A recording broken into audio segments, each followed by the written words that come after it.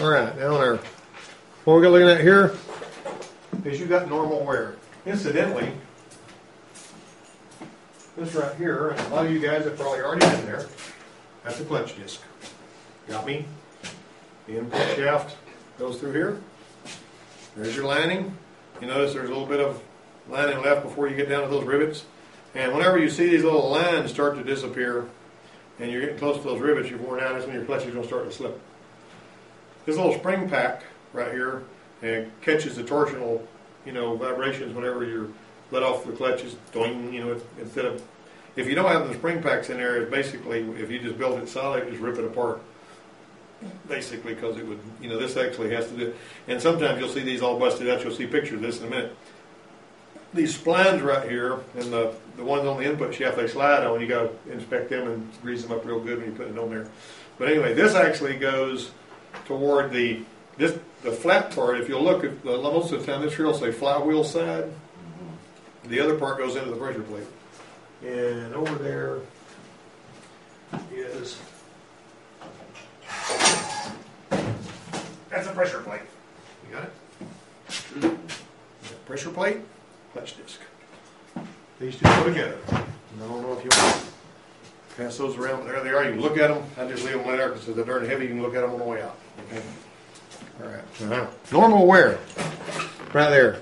Nobody did anything bad with this one.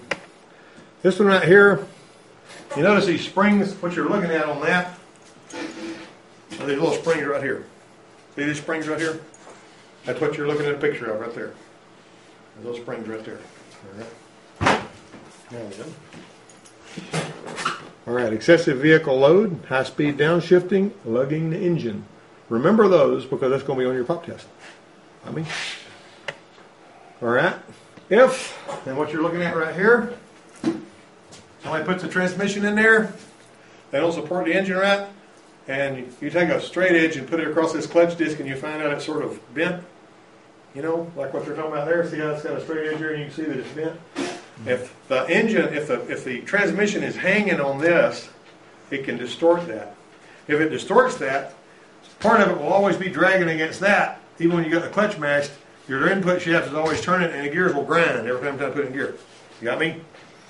Sometimes people will get long bolts and they will stick it through the transmission, the bell housing holes, and they'll try to pull the transmission in because they won't rattle in there. That son of a gun ought to just go on in there. You ought not have to pull it in with bolts. Sometimes when you pull it in with bolts, you're not centered on these splines right, and you're starting to destroy the clutch disc. So you got to be really careful about that. You got me? And I've actually seen people do that. They pull it in, and then the clutch would never release. You got me? Improperly supported transmission during installation. Okay, harsh downshifting, high RPM engagement, over revving, coasting at high speed with the clutch engaged and in gear. That causes what you're looking at right there. You got me? Now basically this is some pictures I got off of a poster I got from Luck Clutches, which is, it was really good stuff. And I could put the poster on the wall, but nobody ever looks at it. Have you ever noticed, how many of you guys have looked at the head gasket poster from Roll Gaskets over there? If the poster's on the wall, you just ignore it, right? But if you put the picture in front of you, and so I got to give Luck Clutches, credit for what I'm doing here because they really put this together and did a good job of it. Chattering clutch. How many of you have driven a standard transmission enough to where you felt one when you let off the clutch, it goes brrrr.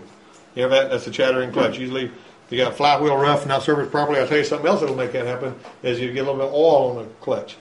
It can make it chatter like that too. Okay, here's one right here. Pressure plate heat rings. Right? Oil contamination, failure to resurface, stepped or cupped flywheel. If the flywheel's unevenly worn or something like that. Let's jump here. You got a cable operated clutches. I've had to replace clutch cables on more than a few cars that had clutch cables.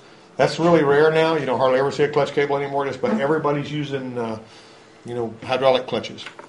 And I will tell you something else. On some of these pickup trucks, the hydraulic clutch is a pain to bleed. But you can do it if you go about it the right way. And we've fought them before. Broken torsion damper. You see them springs I pointed out a while ago that are gone out of there? Yeah. This is usually when a clutch fails, something like this, it's because somebody's been abusing it, right? That's typically the way that works. And they've seen a lot of this stuff up there. There you go, broken hub. You know, you can. That basically is going to be an abuse thing too. Look at there. See how short that was? That was sweet, wasn't it? Yeah.